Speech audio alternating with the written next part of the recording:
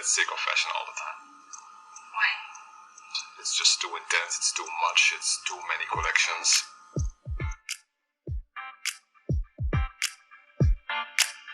Historia y moda es un recorrido por la historia de nuestra cultura, el arte, la economía, la política y los roles de género, teniendo la moda como hilo conductor. Este es un viaje para los curiosos, los apasionados, los detractores y todos los que quieran conocer el origen de los grandes sucesos y las pequeñas cosas que han tejido nuestra sociedad.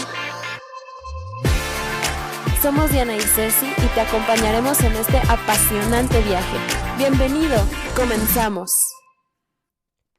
Bienvenidas y bienvenidos a este segundo episodio de Historia y Moda. Agárrense bien sus cubrebocas y avisen que van a llegar tarde a cenar, porque hoy vamos a hacer un viaje a nuestro pasado profundo, por allá del año 40,000 antes de nuestra era. Este tema es interesante desde un punto de vista social, porque nos empieza a abrir los ojos hacia un enfoque de estudio de nuestra historia más amplio en el que se consideran factores que antes no se tomaban en cuenta porque no existía la tecnología para estudiarlos, pero que si hoy lo pensamos, por ejemplo en el caso del hilo, no podemos hacer casi nada sin él. Es muy obvio y sin embargo nunca se le ha dado esta atención. El abrir el enfoque a este tipo de descubrimientos nos acerca también a quienes lo fabricaron, en este caso las mujeres en la prehistoria. Al ser perecederos, no es fácil aprender de los textiles, así como del resto de muchos productos que hacían las mujeres, como la comida y las recetas para prepararlas. Por lo tanto, para recuperar la realidad de la historia de las mujeres, debemos desarrollar excelentes técnicas usando no solo los datos obvios, sino aprendiendo a identificar cada detalle, como, por ejemplo, volver a tejer algunas de las telas antiguas que sobrevivieron. Entre los miles de arqueólogos que han escrito acerca de la cerámica o la arquitectura, ¿cuántos han realmente intentado hacer una olla o construir un edificio? Bastante pocos, si no es que ninguno, pero con tantos datos disponibles para el estudio de estos campos, los académicos se sintieron inundados de información y esos pasos radicales no parecieron necesarios. En este caso es diferente. Tenemos que usar cada pista descifrable. Por milenios, las mujeres se han sentado juntas a hilar, coser y tejer. ¿Por qué los textiles tenían que ser su trabajo por excelencia y no el trabajo de los hombres? ¿Fue siempre así? Y si sí, ¿por qué? Hace unos 40,000 años, al principio de la última fase de la vieja edad de piedra llamada el Alto Paleolítico, los seres humanos empezaron a actuar de forma muy diferente a como lo habían hecho antes. Durante 2 millones de años habían creado herramientas simples de piedra y durante medio millón habían controlado el fuego y cazado cooperando en grupos. Pero hace 40,000 años, conforme las grandes capas de hielo que habían cubierto el norte de los continentes se empezaron a retraer, los humanos empezaron a inventar cosas nuevas en una escala tremenda. Estos recién creativos cazadores-recolectores produjeron nuevas herramientas como punzones, alfileres y cinceles, pero también empezaron a esculpir animales, personas y otra información, posiblemente calendárica, en piezas de marfil y hueso y a hacer cuentas para adornar. La gente del Alto Paleolítico hizo pinturas de animales en cuevas. Este es el periodo de las famosas pinturas de la Edad de Piedra de Lascaux, Altamira y otras cuevas en Francia y España. Y de igual importancia, esos ancestros inventaron también el hilo y la costura y por lo tanto nos otorgaron el primer capítulo en la historia de la larga asociación de mujeres con los trabajos de las fibras. Lo más cercano que podemos ubicar estos hechos fue hace 20 o 30,000 años en medio del Alto Paleolítico. Mientras otros estaban pintando cavernas, algún genio dio con el principio de torcer un bonche de pequeñas fibras débiles juntas para hacer hilo largo y fuerte. ¿Cómo sabemos esto? Nada tan perecedero habría podido sobrevivir estos 25 a 30 mil años ni por milagro, pero algunos pequeñísimos restos de cuerda de hace 15.000 años lo lograron. Nuestra evidencia más cercana es indirecta. Inferimos esta humilde pero crucial invención a partir de cambios significativos en otros objetos de naturaleza más sólida. La cultura del Alto Paleolítico, conocida como Gravetienses por el nombre en francés del sitio donde se reconoció por primera vez, que es La Gravette, parece haber florecido en Europa Central y del Este, expandiéndose gradualmente a lo largo de la orilla sur de la gran capa de hielo hasta el sur de Francia y España.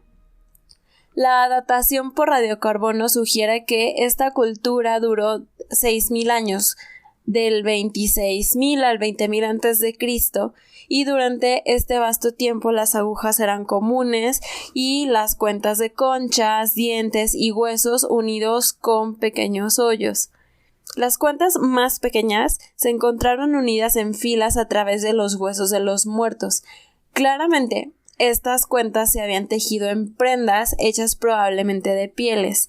En una cueva cerca de la frontera mediterránea entre la Francia moderna e Italia, un hombre adolescente fue encontrado usando un gorro o red cosido con 4 líneas de pequeñas cuentas de concha.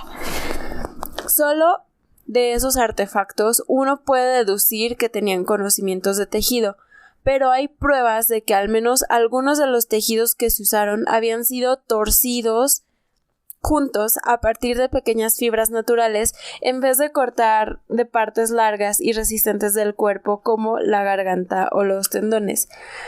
Aquí voy a hacer un paréntesis técnico. Para quien no lo sepa, los hilos están hechos depende de la materia prima de la que provienen, pero se hacen a partir de pequeñas fibras, por ejemplo de la lana o de la seda. Según de dónde provienen las fibras son más largas o más cortas o más irregulares, pero estas fibras se juntan y se tuercen y de esta forma es como se va creando el hilo y gracias a esta torsión es que el hilo es resistente. Imaginemos que alguien se quiera columpiar con un hilo, pues obviamente se va a romper, pero si lo hace con una cuerda, que al final son muchos hilos torcidos entre sí, es más resistente. Entonces realmente este es el principio de la construcción de los hilos. Son pequeñas fibras que se tuercen y van formando un hilo que es más resistente y más fácil de utilizar que si fuera pues las fibras solas. Cierro el paréntesis técnico. No sabemos qué tan temprano datar este gran descubrimiento de hacer hilo tan largo y tan fuerte que fuera necesario torciendo juntos filamentos cortos. Pero cuando sea que haya ocurrido, abrió la puerta a un enorme campo de nuevas formas de preservar el trabajo y mejorar las posibilidades de supervivencia, así como lo hizo, por ejemplo, el vapor en la Revolución Industrial. Con el hilo podemos ensartar cuentas, coser cuero para hacer ropa, tiendas de campaña o bolsas para llevar cosas y podemos ensartar arcos y con hilo se pueden obviamente tejer telas. Hilo suave y flexible de este tipo es un prerequisito necesario para hacer tejidos. A un nivel mucho más básico, el hilo puede ser usado simplemente para atar cosas, cachar, sujetar, cargar. Así se hicieron trampas, redes de pescar, manijas, ataduras, redes de carga, correas, sin mencionar una variedad de objetos para unir y formar herramientas más complejas.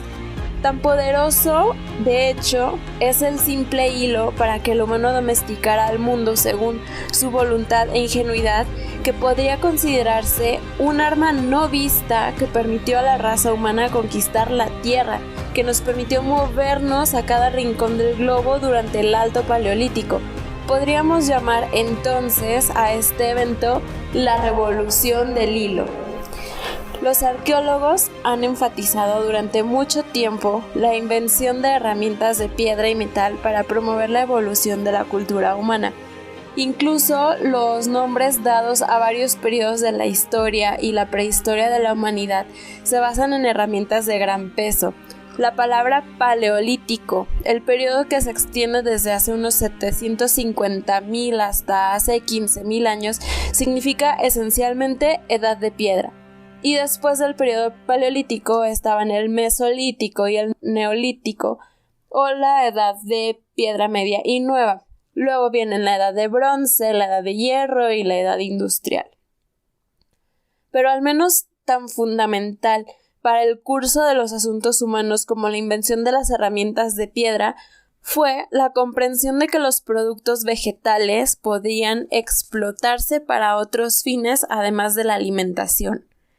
Con la invención del hilo y el poder de tejer, la gente pudo construir recipientes elaborados pero livianos para transportar, almacenar y cocinar alimentos. Podrían fabricar cabestrillos para bebés para asegurar a un bebé cómodamente contra el cuerpo de su madre, liberando así a la mujer para trabajar y deambular.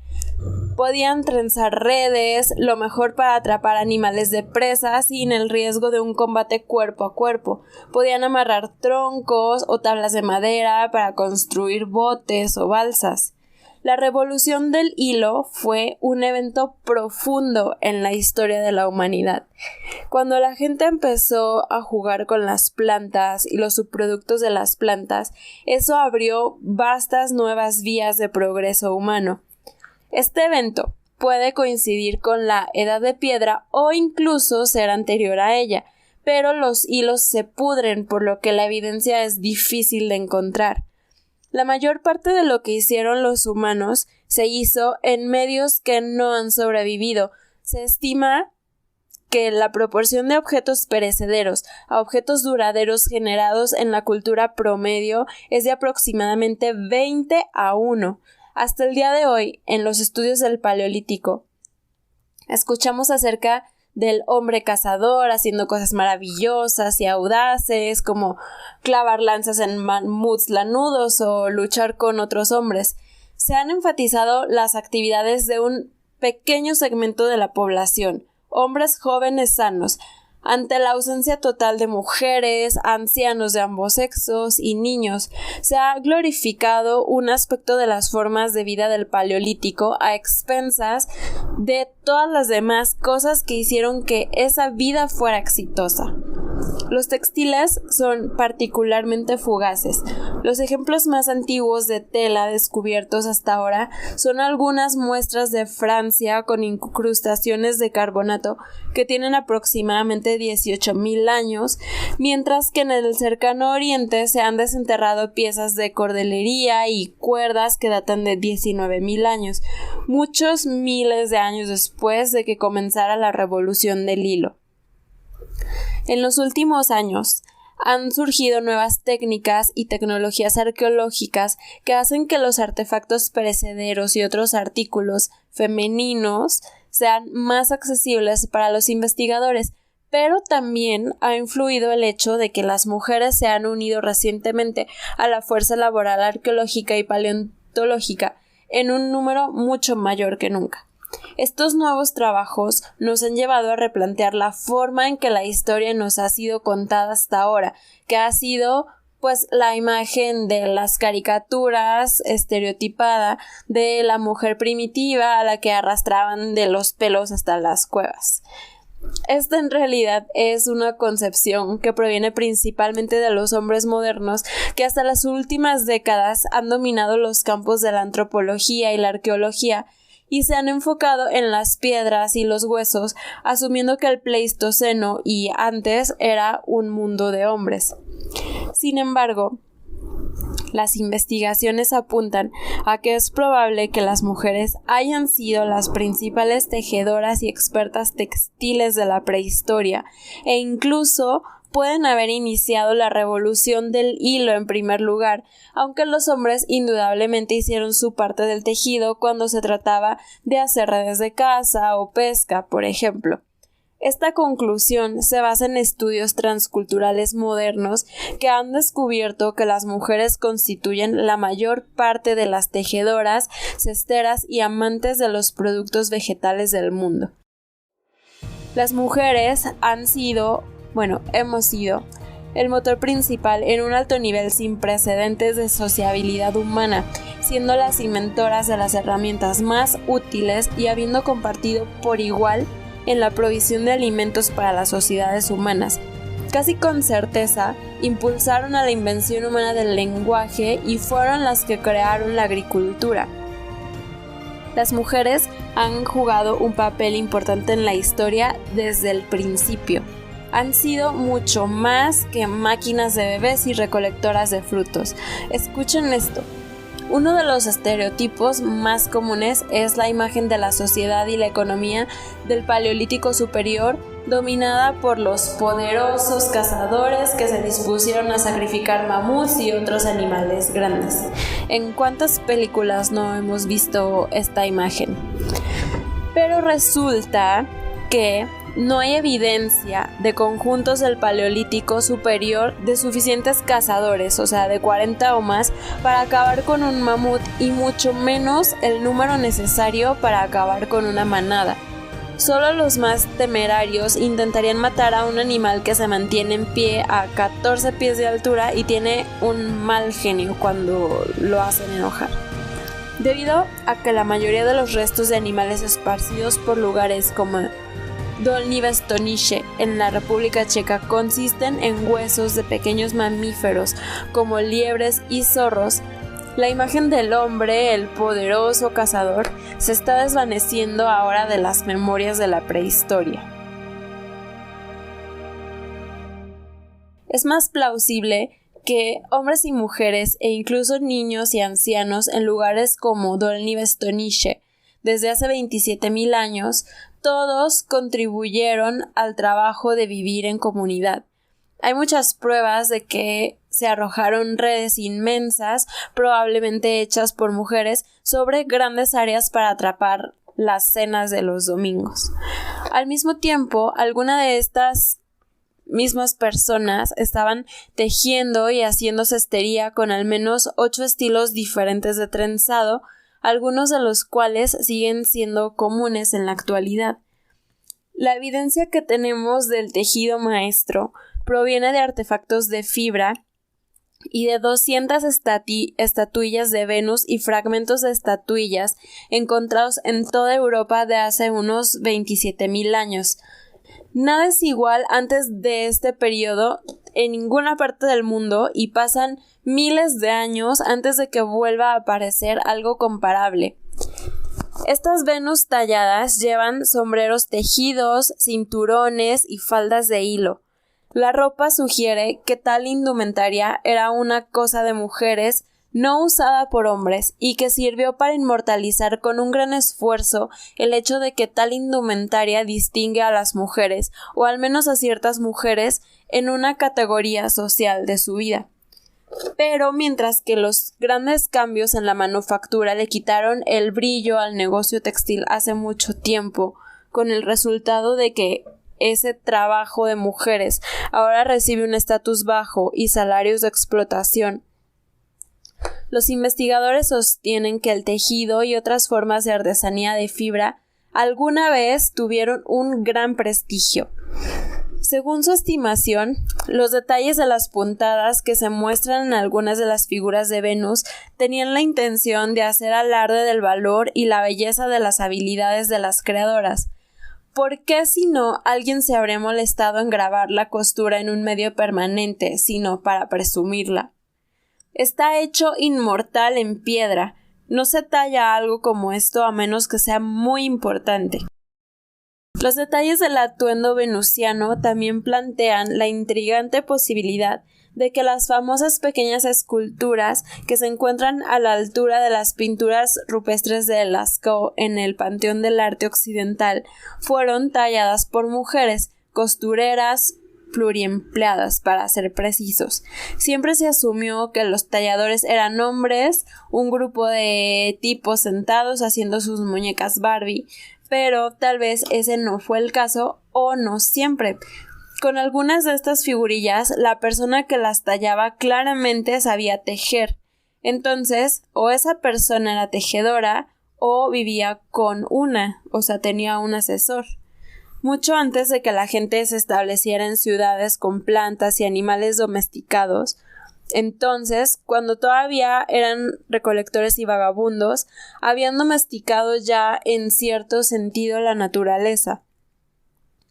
El tipo más probable de plantas de las que extraían fibras eran las ortigas. Se dice que la ortiga, en los cuentos populares y la mitología, tiene propiedades mágicas. En una historia de los hermanos Grimm, una niña cuyos dos hermanos se han convertido en cisnes tiene que tejer las camisetas de ortiga antes de la medianoche para volverlos humanos. Las ortigas le picaron los dedos, pero ella siguió tejiendo. Aquí lo que no llegaron a escribir los Grimm fue que cuando la niña terminó con las camisas, sacó un cincel y se talló una figura de Venus. ¿Alguna vez ustedes se habían preguntado si la historia que nos han contado es la historia completa? Imaginen cuántas cosas se han quedado sin contar solo porque no tenemos evidencia de ellas. Con esto terminamos este episodio, para el cual nos apoyamos en 2 libros principalmente. El primero es El trabajo de las mujeres, los primeros 20,000 años, de Elizabeth Wayland Barber, y el otro libro es El sexo invisible, una nueva mirada a la historia de las mujeres, de J.M. Adovasio y Olga Soffer. Espero que les haya gustado. Los invito a que nos cuenten sus comentarios, si hay algún tema que quisieran que desarrolláramos aquí o si quisieran aportar algo. Pueden hacerlo a través de nuestro Instagram, donde además pueden ir viendo las imágenes de referencia de cada episodio. Y también les recuerdo que este podcast es complemento a un curso completo de historia y moda, ahí mismo en nuestro Instagram, que es historia y moda _ pueden encontrar el enlace con toda la información.